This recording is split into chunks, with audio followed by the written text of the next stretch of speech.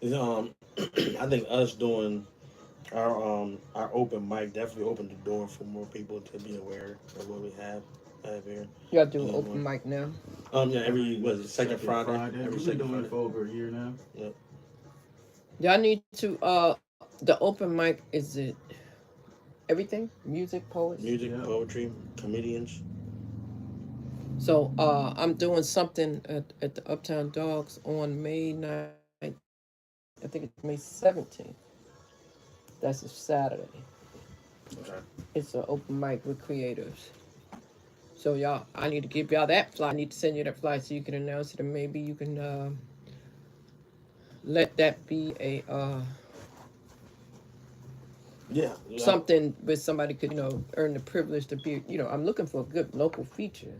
We got plenty of Yeah, those. plenty of those. Yeah. We got Mr. Sean Ingram coming in this Friday.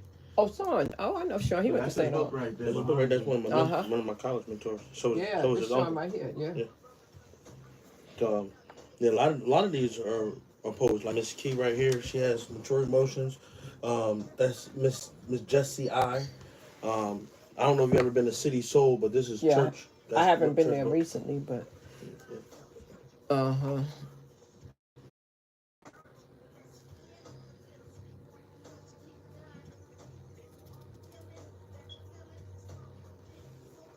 So y'all One get is like a couple of minute break in between. Yeah, we're going on after this song. and try to play a couple songs just as a break.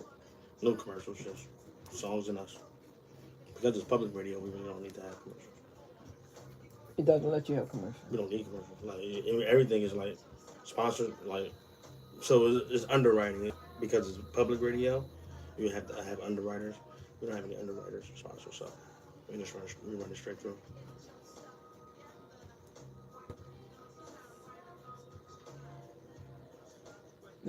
And you got a 3 hour spot. Most people don't have that long. I think they have We like an started We off hour. at started 2. we started off at two. Started off at two. Because up here every week, and one of the shows stopped. He had an extra hour available. I think instead of from being 7 to 9, we took the earlier spot and went from 6 to 9. But that comes from consistency and persistence and being here, dedicated to do it every Thursday.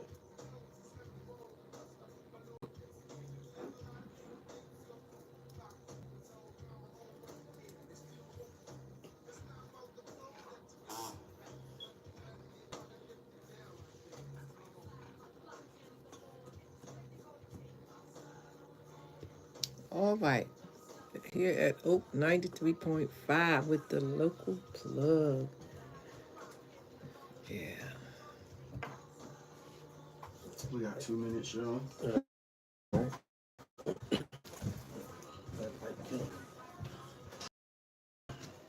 So to just inspire you to want to have your own station one day?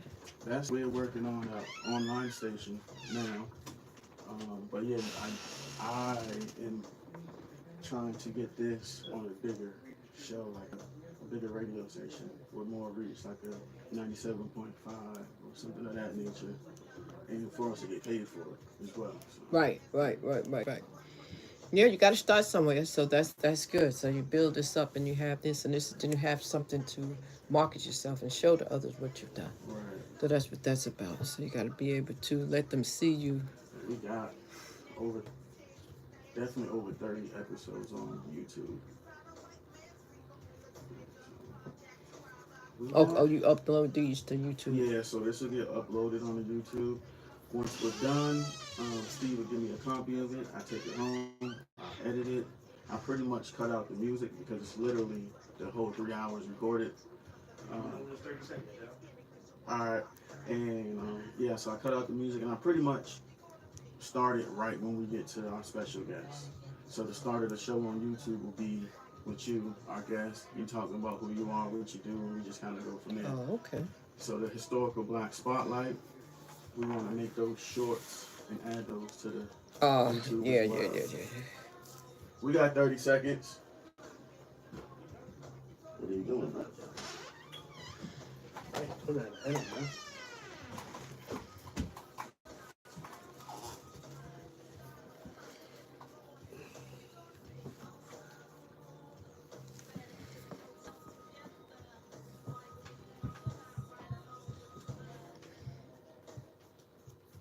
We got 10 seconds.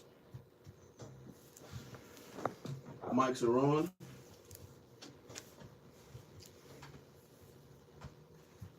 Oak 93.5 FM. You are tapped into the local plug. It's the one and only Magic, baby. It's your man Brent Van And Wilder. we got tonight's special guest, Miss Crystal Bodie Smith.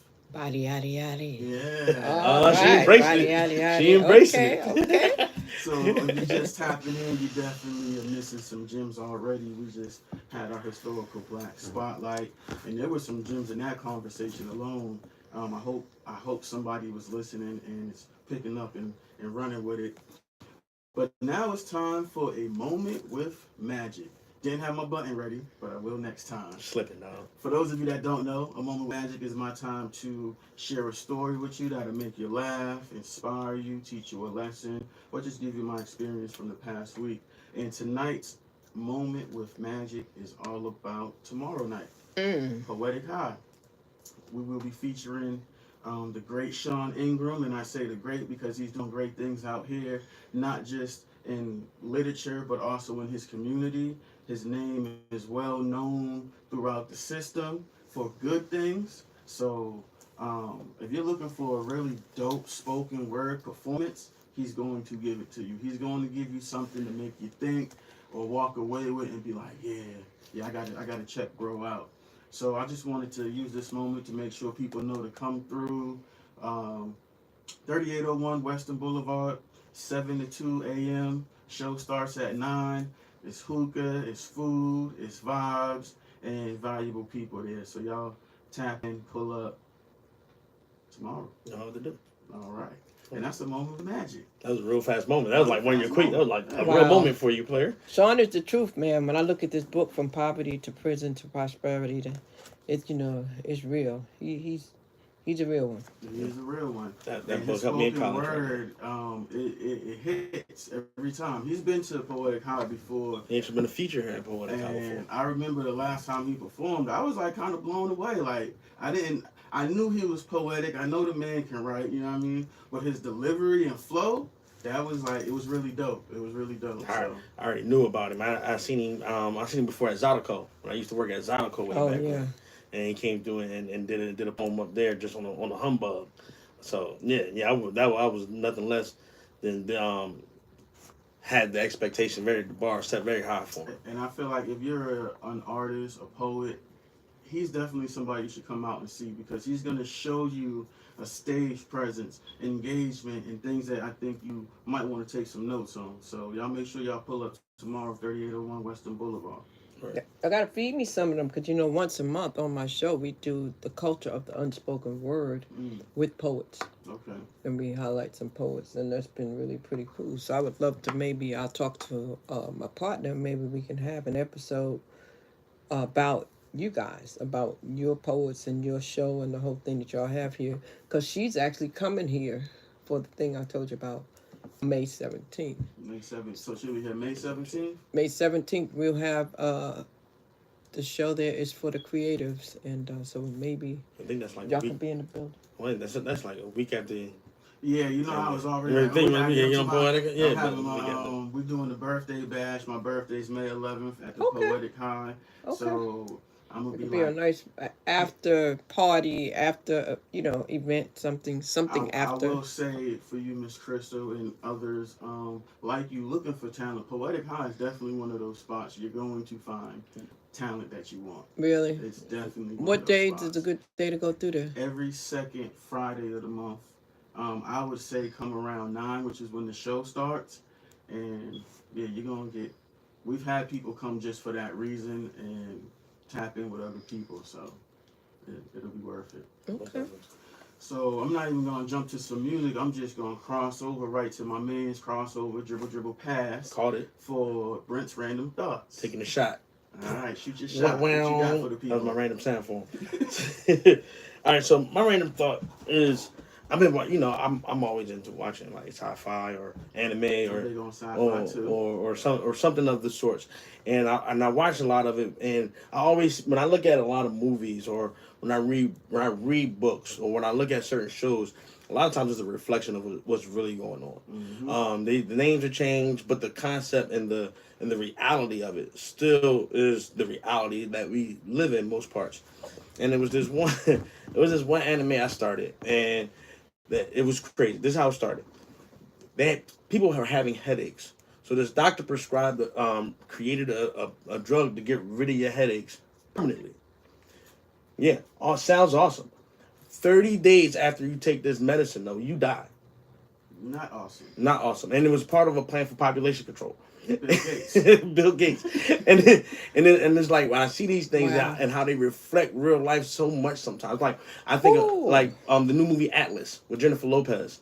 That's How- a dope one. that's Netflix, check it out. Check it out. It's crazy because she has to integrate with the machine in order to control the machine, and the machine can, when she integrate with it, can become her, or Control her. It can control her. And looking at where we headed to, these movies are not just entertainment, yo. It's a glimpse. It's a glimpse. The human imagination. The human imagination is humans' creativity. Is turning a thought into real life. And we use our imagination so much that we don't realize how much that we emulated in reality. Everybody, we remember the Jetsons. We remember when James Bond had that talking watch, the watch where he could call people. And we wanted that. So we made it. We remember when they had robot dogs. They had robots in the Jetsons. We made robots. Computers, the same thing. We remember when computers were just as large as this room, and James Bond got to walk around with a small one. We made those. If we're not careful on how unlimited our imagination can be, I think it could be the precipice of our demise also, because sometimes we don't imagine the control value. We don't imagine how larger than life it can become. And not just in our hands, but in someone else's hands. Technology doesn't stop with the person who created it. It evolves for the next person to use it.